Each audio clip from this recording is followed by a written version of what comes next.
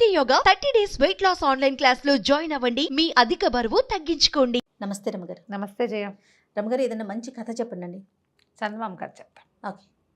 పూర్వం అట్లా టర్కీలో, టర్కీ దేశం, ఆహా. ఈ కథలు అక్కడ కథలు బాగుంటాయి తమాషాగా. అంటే ఈ టర్కీవి అవి ఎందుకు చెప్తారు లాంటి ప్రశ్నలు అడగండమ్మా. మనకు అసలే కథల కరువు వచ్చింది. ఇప్పటికే మనం దాదాపుగా 1000 పైన కథలు చెప్పేసుకున్నాం. చెప్పారా రమగారు?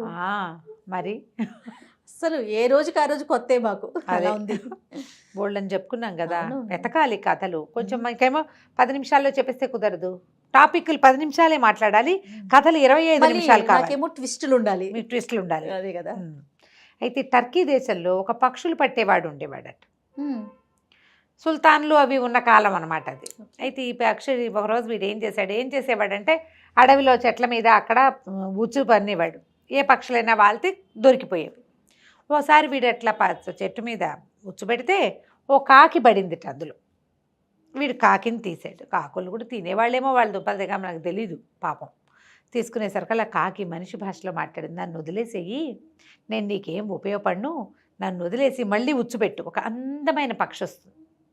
ఆ పక్షిని సుల్తాన్ గారికి ఇచ్చేద్దు కానీ చక్కగా, నీకు బోల్ డబ్బులు వస్తాయి, నాతోటి ఏమొస్తాయి, పావలా కూడా రాదు నా వల్ల, వదిలేవా అందుట. సరే, కాకిని చూస్తే అతను కొంచెం సరదా వేసింది. మాట్లాడతాయి ఆ కాకులు, కాకాకా అంటుంది, కాకా కాకుండా ఇది కీకి అంటోంది.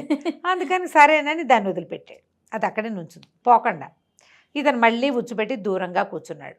చాలాసేపటికి, ఎన్ని గంటలకో, ఒక అత్యద్భుతమైన సౌందర్యవంతమైన ఎంతో బాగున్న ఒక పక్షి వచ్చి వాలింది. ఉచ్చు బిగిసిపోయి దొరికిపోయింది. పక్షిని చూసి ఆశ్చర్యపోయాడు. ఇంత పొడుగు తోక దానికి, మెరిసిపోతూ కిన్నెర జాతి పక్షి. అసలు మనం కనపడదు, మనకి ఎక్కడో కథల్లో వింటాం. అంత అందంగా ఉంది, ఎంత బాగుంది. ఎప్పుడు దాన్ని తింటాము, చేయటము ఏమిటి, దాన్ని సుల్తాన్కి కదా ఇవ్వాలి. దాని అందం పట్టలేకపోయాడు. దాన్ని తీసుకుని వెళ్ళి సుల్తాన్ గారికి చూపించాడు. సుల్తాన్ మామూలుగానే ఆయనకి విచిత్ర వస్తువులు అవి అంటే కొంచెం ఇష్టం. ఈ పక్షి అందంగా ఉండేసరికల్లా దాని సౌందర్యానికి వ్యామోహితుడై అపారమైన ధనం ఇచ్చాట ఈ పక్షులు పట్టేవాడికి. వాడు అమ్మయాన్ని ఆనందించాడు. కొన్నేళ్ల పాటు పక్షులు పట్టక్కర్లా, వాడు హాయిగా తింటూ కూర్చోవచ్చు, ఏదో చిన్న వ్యాపారం చేసుకోవచ్చు అనుకుని సరేనని అవి తీసుకుని పోయాడు. అయితే ఈ పక్షిని దగ్గర పెట్టుకుని ఈ సుల్తాన్ గారు ఎప్పుడూ దాన్ని మైమరిచిపోయి దాని వెనకాలే తిరుగుతూ ఉంటాడు. అసలు దాన్ని వదలటల్లా. ఈ వజీర్కి ఒళ్ళు మండిందిట. లేదా ఒక పిట్టను తెచ్చి వాడు ఇంత డబ్బట్టుకెళ్ళాడు, దాంతో మనకి 10 సంవత్సరాల జీతం వస్తుంది, వాడు ఎందుకు తీసుకెళ్ళిపోవాలి, వాడికి ఏదైనా శిక్ష పడాలి. వాడి వల్ల ఇప్పుడు సుల్తాను ఆ పక్షి పిచ్చి పట్టిన వాడిలాగా ఉన్నాడు. ఒకటి రాజుగారికి పిచ్చెక్కిచ్చాడని మంటగా ఉంది, డబ్బులు పట్టుకుపోయాడని చీదరగా ఉంది. అందుకని ఏమనుకున్నాడు, ఒకరోజు వచ్చి సుల్తాన్ గారిని చూడబోయాడు. నేను ఒక బంగారు పంజరంలో ఆ పక్షిని పెట్టి దాంతో కబుర్లాడుతున్నాడు. అదేం మాట్లాడదు, తలకాయ ఊపుతుంది అంతే. దాని అందమే ఇంద్రధనుస్సు లాంటి రెక్కలు, బంగారపు రంగు కొప్పెర, ఈ ముందుండే పైభాగంలో ఉండే కుచ్చు సౌందర్యం. వ్యామోహపడిపోతున్నాడు సుల్తాన్. ఇతను ఏమన్నాడు, వజీర్ వచ్చి, ఈ బంగారు పంజరం ఏంటండి, ఇంత అందమైన పక్షికి దంతపు ఇల్లు ఉండాలి, దంతంతో చేసింది అయి ఉండాలి. దంతంతో చేసింది ఏంటి, తెల్లగా ఉంటుంది. పక్షి అటు ఇటు కదిలినప్పుడల్లా దాని రెక్కల రంగు ఆ దంతాల మీద పడి ప్రతిఫలించి ఇంకా అందంగా ఉంటుంది, ద్విగుణీకృత సౌందర్యంతో కనపడుతుంది. అనేసరికల్లా ఒక పక్షికి ఇల్లు నిర్మించాలంటే పెద్ద గూడు, ఎన్ని దంతాలు కావాలి. కావాలి, ఎవరు తెస్తారని దంతాలు అంటే, ఈ పక్షిని తెచ్చిన వాడు దంతాలు తేడు, తెప్పించండి అన్నాడు.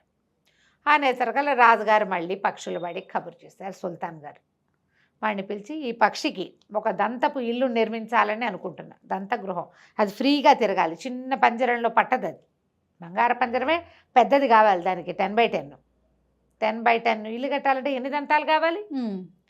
పక్షి ఫ్రీగా ఉండాలి, దానికి మలమూత్రాలకి వాటికి ఇబ్బంది లేకుండా ఉండాలి, కాబట్టి దంతాలు పట్టు రమ్మన్నారు. అనేసరికి నిర్ఘాంతపోయాడు. పక్షులు పట్టేవాడు దంతాలు ఎట్లా తేగలుగుతాడు? కొద్ది రోజులు టైం ఇచ్చారు, 1 నెల లోపల నువ్వు దంతాలు ఏర్పాటు చేయాల్సిందే.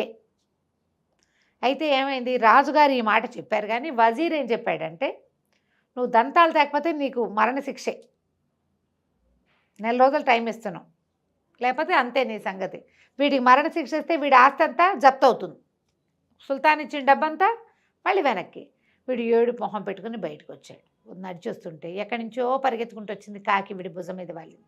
ఏమిటి అలా పెట్టుకున్నావు మొహం, ఏమైంది నీకు అది అనేసరికల్లా వీడు ఆ కాకిని గుర్తుపట్టి తనకి ఏం చెప్పాడంటే, మరి నేనేం చేయను, దంతాలతోటి ఇల్లు కడతాట, ఏనుగు దంతాలు తెమ్మంటాడు, అసలు ఏనుగులు ఎక్కడున్నాయి మనకి, ఓ దంతం దొరుకుతుంది, అంత ఏ 25-30 దంతాలో ఉంటే కానీ ఆ ఇల్లు అవ్వదు అనేసరికల్ దానిదేముంది, నువ్వు కంగారు పడకు, రాజుగారి దగ్గరికి వెళ్ళి 40 పీపాల సారా కావాలని అడుగు. ఓకే.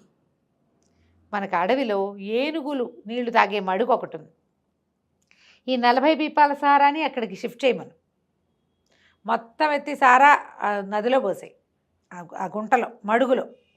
ఏనుగులు వచ్చి 2 రోజులకి 5 రోజులకి ఒకసారి వచ్చి నీళ్లు తాగుతాయి, ఆ సారా నీళ్ళు తాగితే మత్తెప్పి పడిపోతాయి, కోసేసుకో నీకు కావాల్సిన దంతాలు, నువ్వు కోసిన అవి లేవు అనేసరికి ఈ పని బాగుందనుకుని రాజుగారికి చెప్పాడు.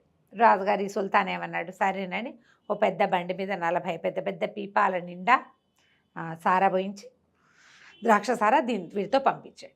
వీడు పోయే ఏనుగుల మడుగులో అవంతా పోసేసాడు. పోసాక ఏనుగులు వచ్చినాయి, తాగినాయి.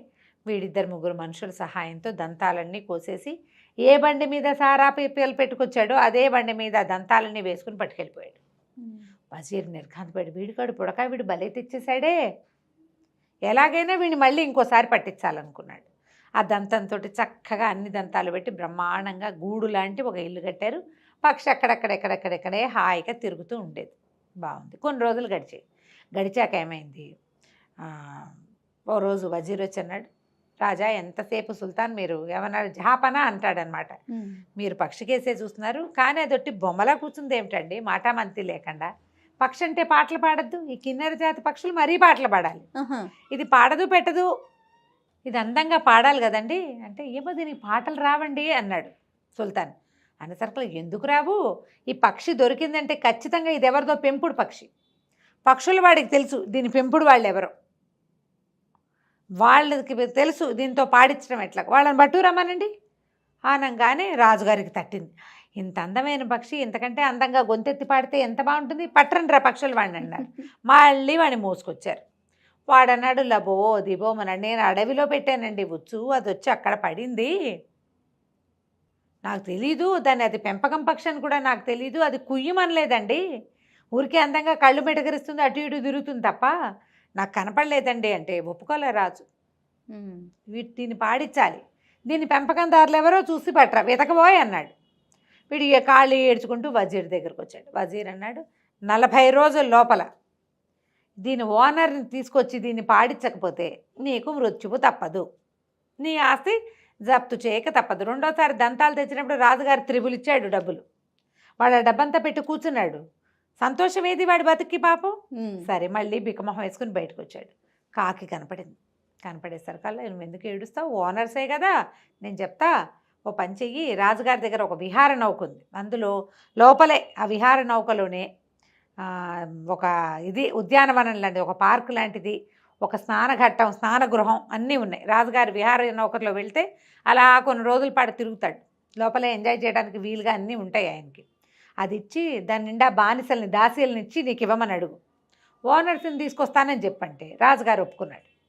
ఒప్పుకున్న పెద్ద విహార నౌక, ఆ విహార నౌక దాంట్లో 30-40 మంది దాసీలు, అది నడపడానికి సైనికులు అన్నీ పుచ్చుకుని బయలుదేరితే ఈ కాకి ఏం చెప్పిందంటే, దీంతో పాటు బయలుదేరు, అట్లా ముందుకెళ్ళు, లోపలికి బాగా సముద్రంలో ముందుకెళ్ళాక ఒక అందమైన ద్వీపం వస్తుంది. ఆ ద్వీపం దగ్గరికి వెళ్ళిపోక దగ్గర యువతలే ఆ పడవని ఆపుకో, దాని నిండా బోళ్ళంతమంది అందమైన దేవతా స్త్రీలు ఉంటారు, వాళ్ళంతా పడవని చూసి అదేమిటో చూడ్డానికి ఎక్కుతామంటారు, లోపలికి వస్తామంటారు, అందరినీ రానివద్దు, వాళ్ళల్లో ఒక ఆవిడ ఉంటుంది రాణి, ఆవిడ మాత్రం ఎక్కించు, ఆవిడ ఎక్కంగానే తీసుకొచ్చేసి, మిగిలిన వాళ్ళు మాత్రం రానివద్దు, ఎవరో ఒకళ్ళనే చూడనిస్తానని రాణినే చూడమన్నది. అక్కడి నుంచి వీడేం చేశాడు, పడవేసుకుని పోయాడు సముద్రంలోకి. వెళ్ళగా ఒక అత్యద్భుతమైన సౌందర్యవంతంగా ఉన్న ద్వీపం కనపడింది. ఎవరో అందమైన ఆడవాళ్ళు తిరుగుతూ కనిపిస్తున్నారు, మగవాళ్ళు కూడా ఉన్నారు ఎవరో. సరే వీడేం చేశాడు, లంగరేసి యువతలే పెట్టుకున్నాడు. ఈ విహార నౌక బయట నుంచి చూస్తే ఒక సినిమాటిక్గా పక్షి రెక్కలలా అరుస్తున్నట్టు అట్లా బ్యూటిఫుల్గా కనపడుతుంది. దాని నిండా జెండాలు, పెద్ద హంస ఈదుతున్నట్టుగా కనపడుతుంది. వాళ్ళంతా చూసి కిరకిలాడుతూ అందరూ సముద్రంలోకి వచ్చేసారు.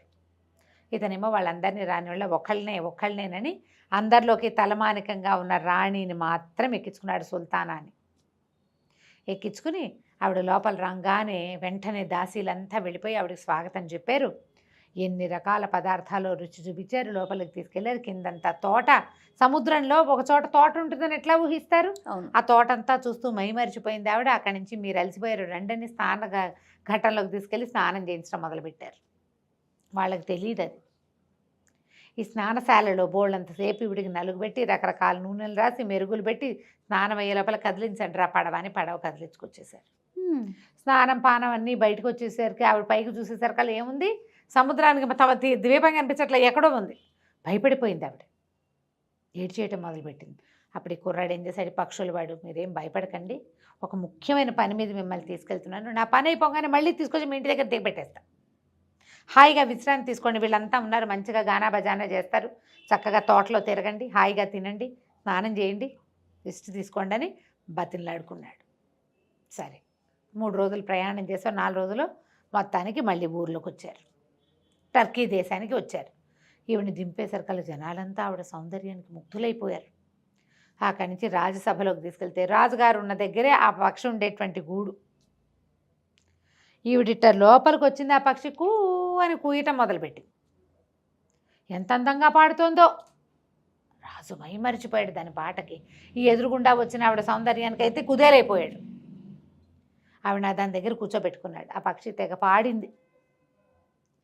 ఈవిడిని ఆవిడకి రాజోపచారాలన్నీ చేయించాడు. నాతో ఉండిపోమని అడిగాడు. ఆవిడ ఒప్పుకుంది. ఆవిడే ఉండిపోయింది ఇక్కడే ఈయనతోటి. సుల్తానా, ఆయన సుల్తాన్, ఈవిడ సుల్తానా. ఆ పక్షి నిరంతరము పాడుతూ ఆవిడకి ఆనందం కలిగించేది. ఆవిడ స్నానాలు చేస్తూ పానాలు చేస్తూ పళ్ళు గిళ్ళు తింటూ హ్యాపీగా ఈయనతోటి గడిపింది కొంతకాలం. కొన్నాళ్ళు అయ్యాక ఆవిడకి ఏదో జబ్బు చేసింది సుల్తానాకి. ఇక ఎన్ని వైద్యాలు చేసినా కుదరలా, ఏం చేసినా అవ్వలేదు.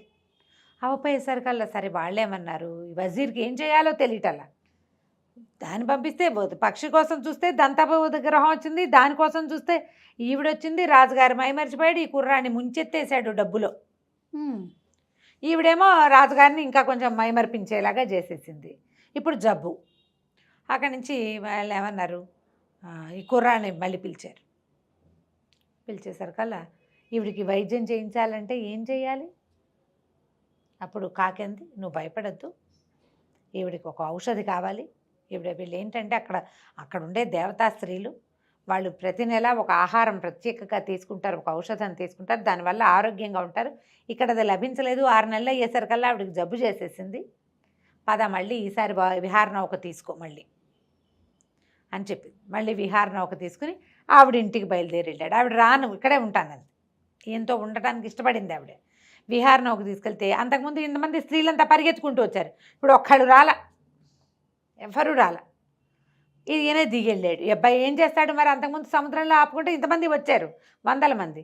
ఒక్కళ్ళు రాలేదు. దూరంగా ఎవరెవరో కనపడుతున్నారు కానీ ఎవరు వీడికేసి చూడలే. వీడు దిగి వెళ్తే పెద్ద కోటలాగా ఉంది, బంగారంతో చేసినట్టు మెరిసిపోతుంది కోట అంతా. పువ్వులు ఇవి తోటలు గీటలు బ్రహ్మాండంగా ఉంది. ద్రాక్ష తోటలు, పువ్వుల తోటలు. వాళ్ళకి ఆ పువ్వులు ఏం చేయాలో తెలియదు, ఆ ద్రాక్ష ఏం చేయాలో తెలియదు. దగ్గరికి వెళ్ళేసరికల్లా ఒక కోట వాకిట్లో 2 పెద్ద పెద్ద సింహాలు ఉన్నాయి, చెండ సింహాలు. వీడిని చూడంగానే గర్జించడం మొదలుపెట్టాయి. అవి దూకేలాగా ఉన్నాయి మీద. ఇంతలో ఎక్కడి నుంచి వచ్చిందో కాకి వీడి భుజం మీద వాలింది. భయపడుకు, నువ్వు నా ఈకొకటి పీక్కో. ఆ ఈకతో సింహం దగ్గరికి వెళ్ళి దాని నెత్తి మీద గీరు, రెండింటి మీద. దీని మీద గీరు, ఇది ఊరుకుంటుంది, దాని మీద గీరు, అది నేనేం చెయ్యవు. కోట తలుపులు తోసుకొని లోపలికి వెళ్ళు, వాళ్ళ మంది ఇస్తారు, తీసుకొద్దు కానీ అనేసరికల్లా వీడు ఏం చేశాడు, కాకి ఈకని ఇట్లా ఆడిస్తూ వెళ్ళేసరికల్లా సింహం గర్జిస్తుంది కానీ దూకట్లా, ఊరుకుంది. దగ్గరికి వెళ్ళి ఆ సింహాన్ని నెత్తి మీద దాని జూలు ఉంటుందిగా ఇట్లా, ఆ జూల్లో గీరేసరికల్లా అది ఇట్లా చమ్మగా కళ్ళు మూసుకుంది. రెండో సింహాన్ని కూడా గీరాడు, మాట్లాడకుండా ఊరుకునే. తలుపు దోసుకొని లోపలికి వెళ్ళాడు. ఇంతమంది గుంపుగా ఆడవాళ్ళంతా వచ్చారు. మా సుల్తానాన్ని తీసుకుపోయావు, నువ్వు ఇప్పుడు మళ్ళీ వచ్చావు, ఏం చేయడానికి వచ్చావు అని. వీడేం చెప్పంటే నేనేం చేయడానికి రాలేదు, మాకు పక్షి దొరికింది, నీ కథ అంతా చెప్పాడు. చెప్పి ఆవిడ అందుకు తీసుకెళ్ళాను. ఆవిడ అక్కడే ఉండటానికి ఇష్టపడుతుంది, ఆవిడకి ఒంట్లో బాగుండలేదు, మందు కోసం వచ్చాను, ఔషధం తీసుకురమ్మని పంపించింది ఆవిడ, నన్ను వెళ్ళమంది అన్నాడు. అనేసరికల్లా సరే వాళ్ళు ఏం చేశారు, ఒక కుప్ప తీసి మందు ఇచ్చారు. అది పుచ్చుకొని బయలుదేరాడు. వెనక్కి వచ్చాడు. వెనక్కి వచ్చేసరికల్లా వెళ్ళాడు సుల్తానా దగ్గరికి వెళ్ళాడు. వెళ్ళేసరికల్లా ఏమైంది, ఆ సుల్తానాకి ఆ మంది ఇచ్చేసరికల్లా ఆవిడ ఇట్లా నోట్లో పోసుకోగానే లేచి కూర్చుంది.